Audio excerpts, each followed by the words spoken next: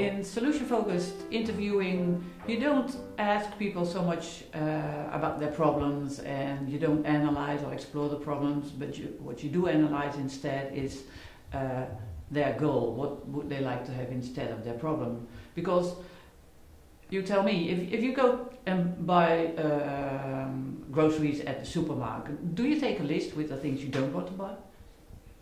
Probably not. You take a list of the things you do want to buy. And that's what solution focus is about. It's about the preferred future of the clients, whether it's in therapy, in coaching, in mediation, in management, leadership, conflict management. So you look at what people want to have instead of the conflict or the problem.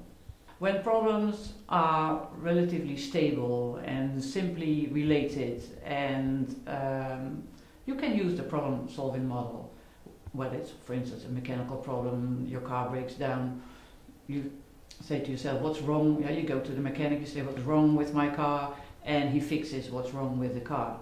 If things are more complicated or changing all the time, then it's a good way or a good choice to use the solution-focused paradigm, where it's not so much looking and diagnosing what is wrong, but looking with people at what would they like instead and finding strengths of the people involved instead of their weaknesses.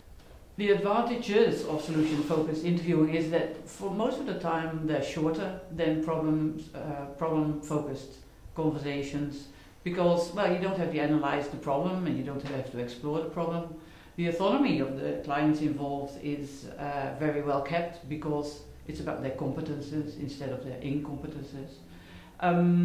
It works well for professionals. There are results that suggest that there's less burnout amongst professionals who are in the helping professions, like therapists, but also mediators or coaches.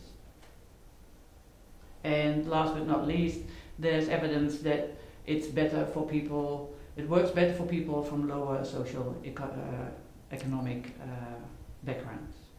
So, for instance, an example would be if somebody comes in, let's say in psychotherapy, and say, okay, I want to be less depressed, because most of the people are very clear about what they don't want or what they want less of.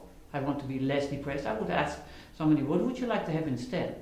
And I cannot guess what that would be. Most of the people would say, okay, my preferred future, I would have a positive mood, for instance. But some people would say, no, I want to have quietness in my life, and they don't talk about moods anymore. So I always ask people what they'd like to see instead of their problem or the conflict.